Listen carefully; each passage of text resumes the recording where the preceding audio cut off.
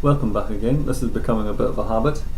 Now, instead of just strumming chords, I call these full chords, you can actually find right hand fingering patterns to help break up the chords and make them more interesting. For instance, there's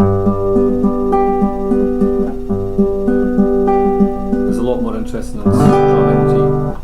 But to make these patterns easier, we're just choosing 3 notes out of the chord, and we're going to be using a pattern which is P, I, M, I, M, I. Now you should know this, so we'll not dedicate any time in this video to that.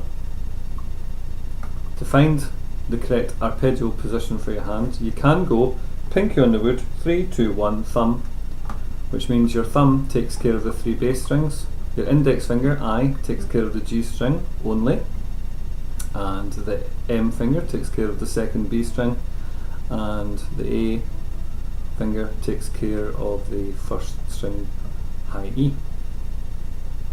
If we look at our first chord box, we've got 4th string D open, G and B.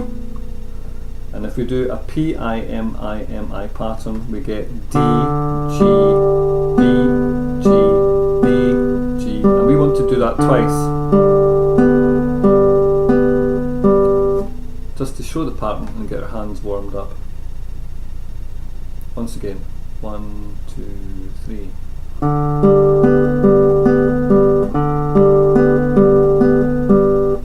And again, D, G, B, G, B, G, and let's repeat. Now, the next one for E minor is more or less the same. You just add the 2nd finger on the D string, 2nd finger, 2nd fret gives you E. So it looks exactly the same, but when you play the pattern P, I, M, I, M, I, you get E, G, B, G, B, G. And although the pattern looks complicated on the book, there's only 1 note difference.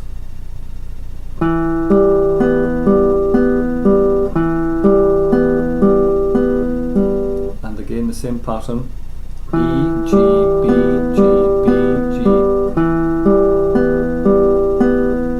for that pattern.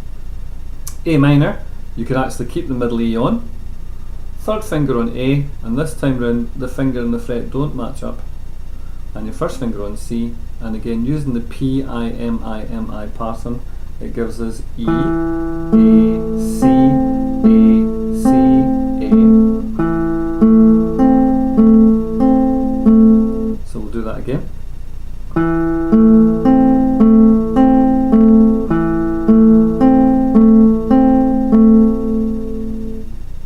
Now the D is quite tricky. I've put it down as D open. That's your 4th string open. 2nd finger on the 2nd fret for A, and your 3rd finger on D on the 3rd fret.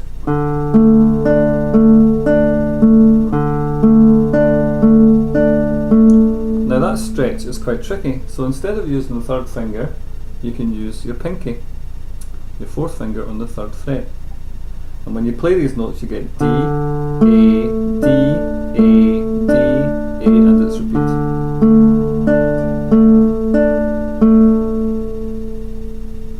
So we'll play that one more time.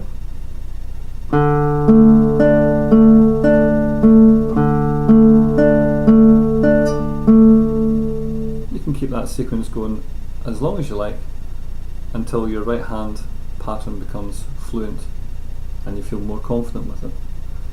And of course the last one we've got is C. Now the 3 notes I've chosen are again middle E, 2nd finger on the 2nd fret of the D string, G open, and 1st finger C. And since you're getting better at reading chord boxes, you just need to look at the picture to help place your fingers correctly. The pattern gives us E, G, C, G, C, G.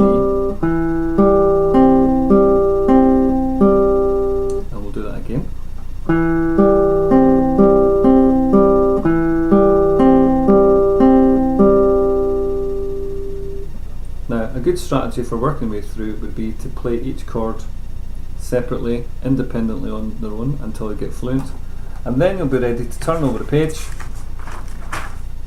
and have a go at the whole chord sequence, which I'm going to play for you now.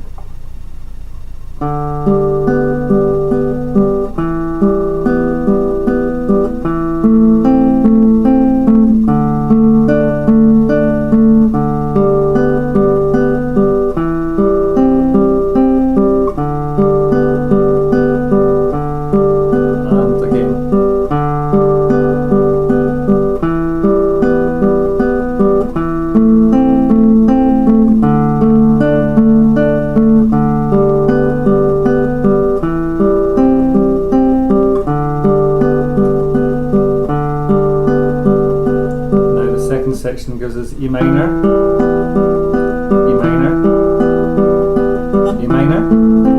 Keep the second finger down. E minor, keep the second finger, and C.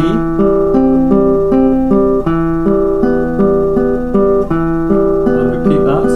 E minor, E minor, E minor, E minor, C, and E minor. Keep the pattern going. Back to start again. G, second finger E for E minor, A minor, D, G, all open strings, C, and G. 2, 3, stop. Now I know I've played that a little bit differently from the way it's written in the book, but if you come along to Charleston, we'll iron out all the problems.